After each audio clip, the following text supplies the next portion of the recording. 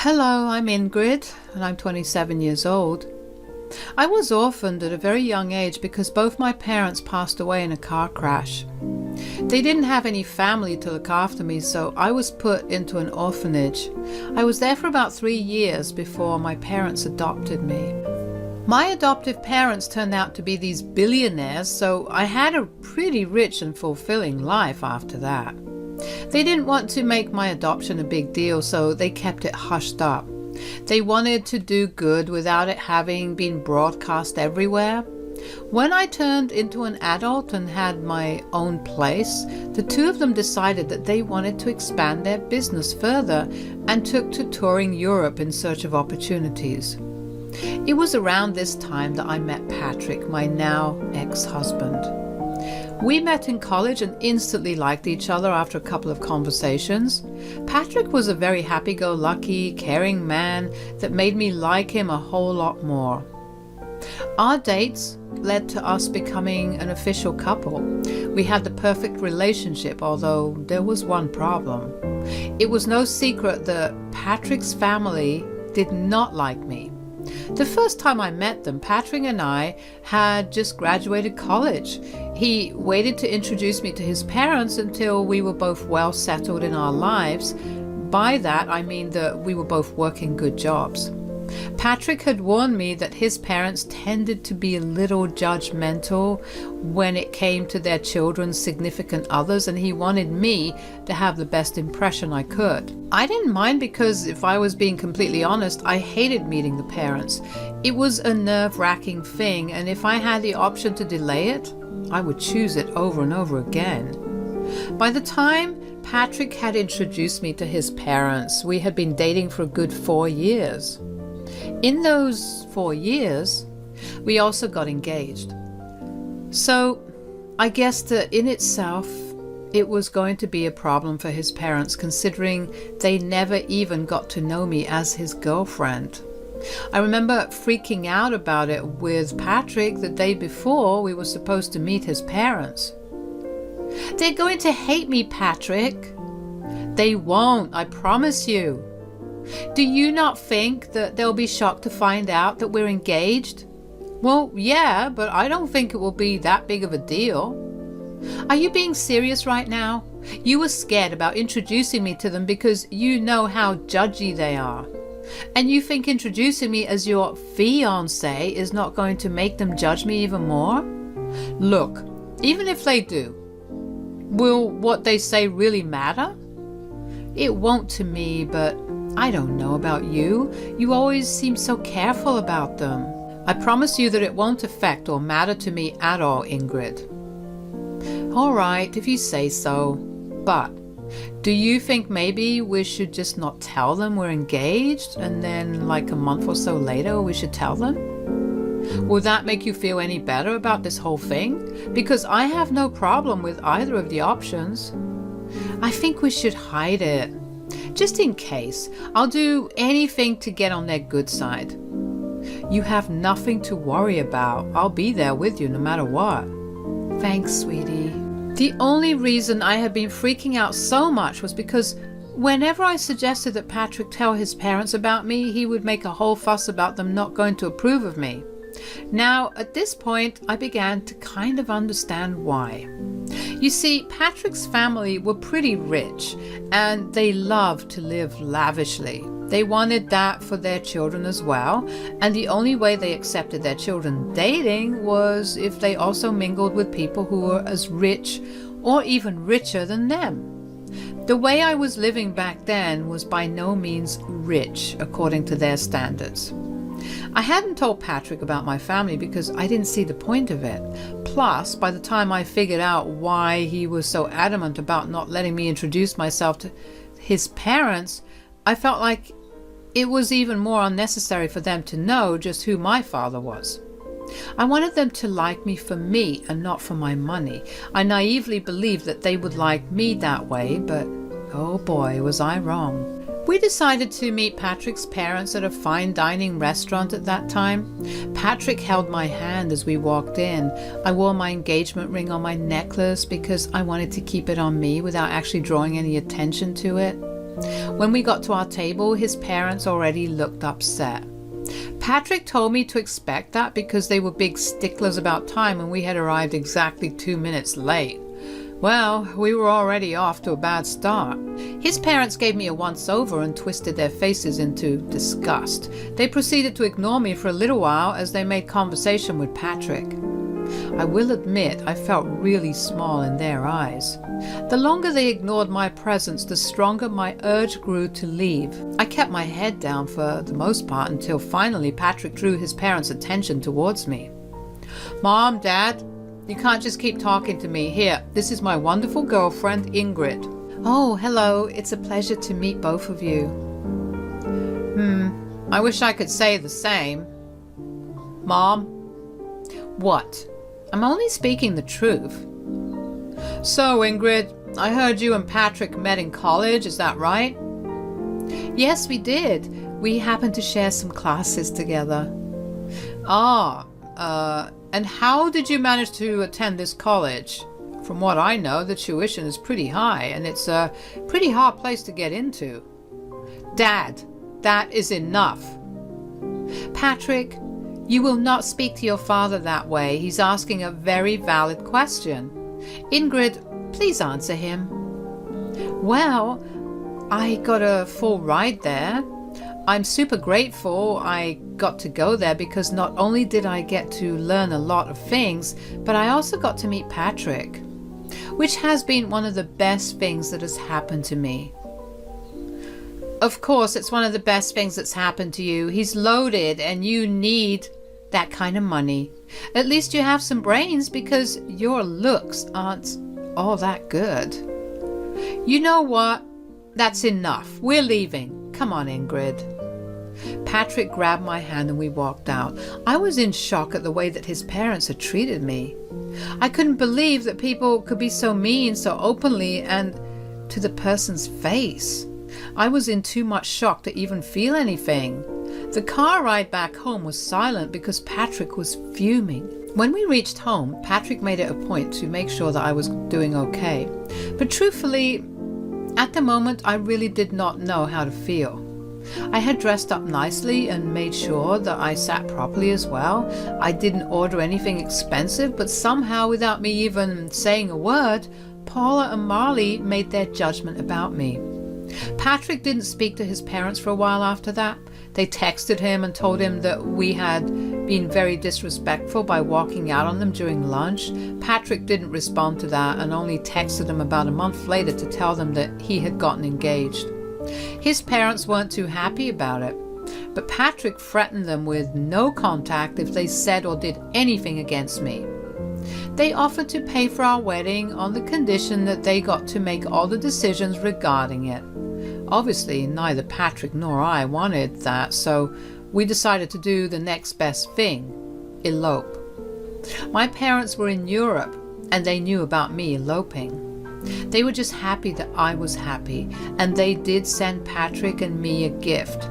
Patrick did raise his brows at how they sent us a pretty expensive painting as a gift, but I just brushed it off as them having enough money to spend it on that. After getting married, we next met Paula and Marley at a party that they had hosted. They invited us to celebrate their anniversary. Truth be told, I was actually pretty happy that they had invited me despite the dislike they held for me.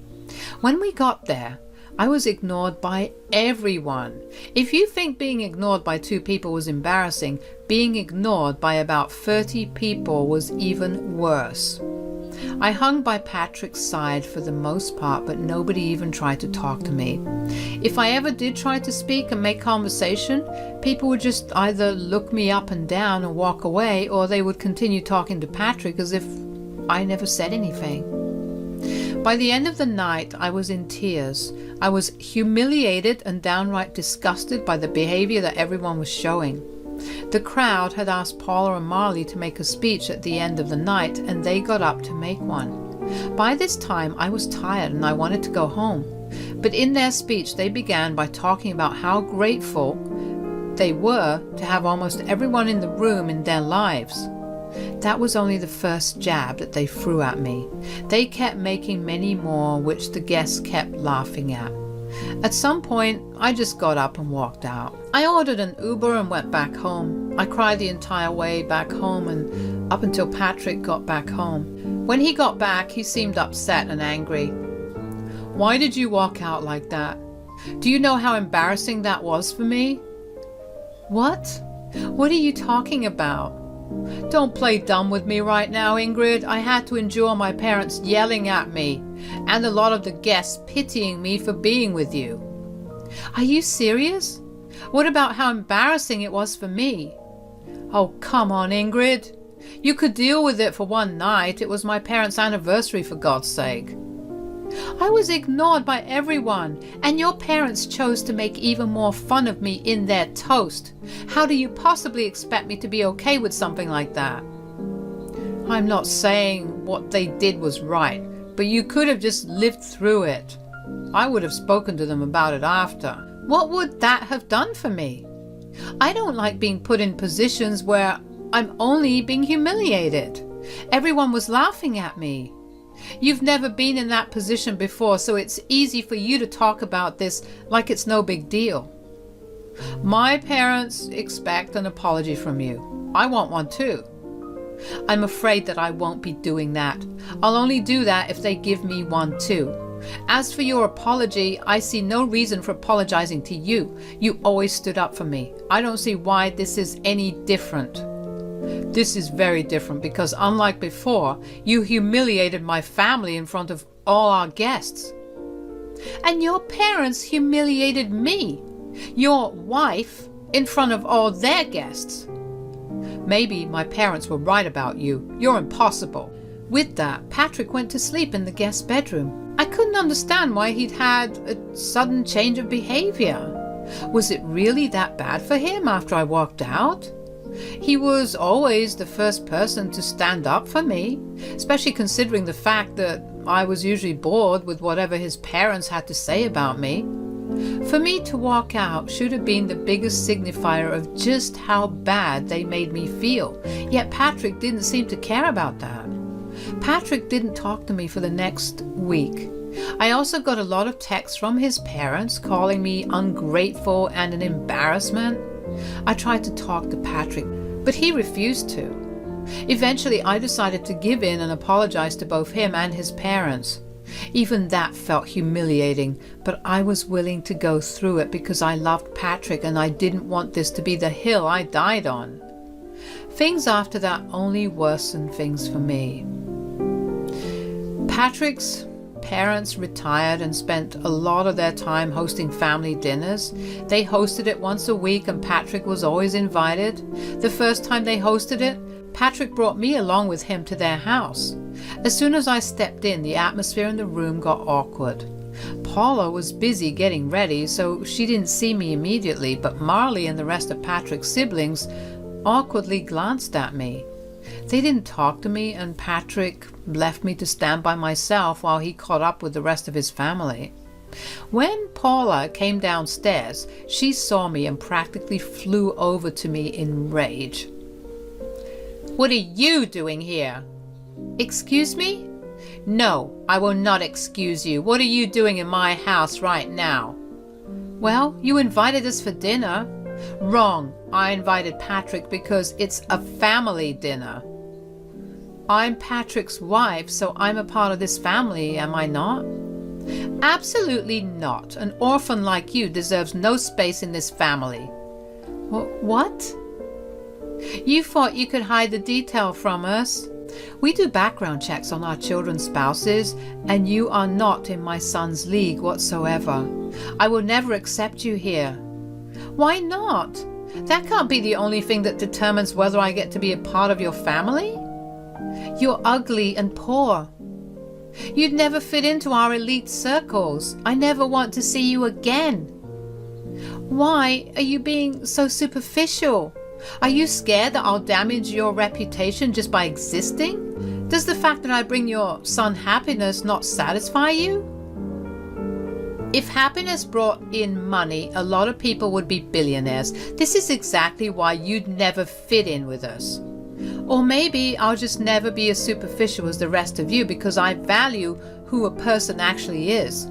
You never even took the chance to get to know me before casting your judgments on me. I'm glad I don't fit in with you. Ingrid, that's enough. Here's some money, get yourself an Uber and leave. I stared at Patrick in shock as he held out the money. He shoved the money in my hands and turned back around towards his mother. She smirked at me. I felt tears spring into my eyes as I turned back around and walked out. I was once again crying in the Uber. I didn't understand why Patrick had changed so drastically. Was this his way of making up to his parents after the party? Whatever it was, I was hurt and angry at him. He was okay with his parents using my past as an insult and defending them instead of me, like he usually did. I wanted to yell and scream, but I knew that would only project a worse image of me and prove them right, which is why I walked away. I tried to think if anything I said was out of line, but I really did not see anything wrong. I was merely standing up for myself, calmly might I add. After Patrick came back home, he went back to not talking to me. My heart was breaking and I felt so alone. I knew that he expected another apology, but I couldn't bring myself to do it like the last time. Paula had blatantly insulted me in the worst way, and Patrick was angry at me for it. If anything, I expected an apology from him. For the next 2 weeks, Patrick and I didn't speak to each other. It was hard at first, but I got used to it eventually. The dinners his family hosted still happen, and about once a week I was all alone at home, which I truthfully did not mind. On one of those nights, my parents video called me. Hey, honey. Hey, sweetie, how's it going? Hey, Dad. Hey, Mom. Things are going not good. Why? What's wrong, sweetie? If you need help with anything, feel free to ask us. I don't think this is something you guys would be able to help me out with, but thanks for the offer. Where's Patrick? Is he not helping? That's the thing. He's part of the problem. Huh? Sweetie, could you be a little more clear about what the problem is? Well, his parents are pretty wealthy and also very snobby. Ugh, I hate those kinds of people. Tell me about it. Anyways, they thought that I was some poor girl who could never live up to their standards and fit into their elite circles. So they took it upon themselves to humiliate me every time that I met them. What the hell? Oh yeah, and the last time I went over, Patrick's mom decided calling me an orphan was a good insult. Oh, that woman. I'm going to claw her face off. How dare she call my precious child an orphan? Do they not know about us? And what the hell has Patrick been doing in all this? I didn't tell them about you guys because I knew that their opinion of me would change if they knew, and I wanted them to like me for who I was and not for my wealth. As for Patrick, he's siding with them. He thinks that I was disrespectful when I stood up for myself. Honey, are you sure this is the man you want to be with? I love him a lot, but this is not how I want it to be. We haven't been speaking to each other for the last 2 weeks, and I'm surprisingly okay with that now. We can provide you with the best lawyer. Just say the word, okay? I think I will need your help with that, actually. I'm done with this. All right, sweetie, I'll get you in touch with one of my friends over there. As for your worry about us not being able to help you out, I think we might actually be able to help you get a little sweet revenge. Huh? What do you mean? Your dad and I are coming there next week. We wanted to take you and Patrick on a vacation, but now we can just take you. More things for us to do together, I guess. Really? Oh my God, I'm so excited to finally get to see the two of you in person again. That was a real pick-me-up. Finally, I felt happy after so long. The three of us continued to talk for a little while after that. Dad elaborated on his plan to help me after a little while. He asked me where these dinners of theirs were being held, and as far as I knew, they took turns hosting in their house and at restaurants. Conveniently, the week that my parents were coming, the dinner was going to happen in a restaurant. I needed to get information on where exactly this dinner was going to be held so I could provide my parents with the location. Thankfully, I had Patrick's email logged into my phone, and if there was one thing I knew about Paula and Marley, it was that they loved to email everyone everything. It wasn't that hard to get the location, and I gave it to my parents. At the same time, my mom's lawyer friend contacted me and we got started on the process of filing for divorce. My parents landed in the States and decided to check into their hotel where I met them. We had lunch together, and then the two of them sent me on my way for a spa day that they entirely paid for because they thought I deserved it, while they got ready to get revenge on my in-laws. My parents walked into the restaurant that Patrick and his family were at. According to Dad, when they approached the table, Marley and Paula began to murmur among themselves as they recognized just who he was. Mom told me that this was how the conversation went. "Hello? Oh my gosh, Mr. Burns, what brings you here?" "Oh, well, I just happened to see some familiar faces, and I figured that I could drop in and probably dine with you."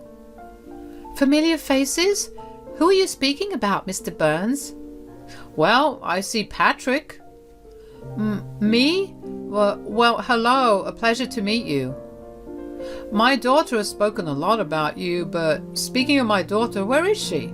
"Your daughter? I'm afraid you're mistaken. I don't think she's here." "But she should, right?" "I'm sorry, Mr. Burns, but we didn't even know that you had a daughter." "Of course I do, and she's married to Patrick." "What? I'm sorry, but I think you're mistaken." "Yes, his wife's name is Ingrid, and she was an orphan." "Yes, I do know that, and that is why we adopted her." Excuse me? You're her dad?" "Yes.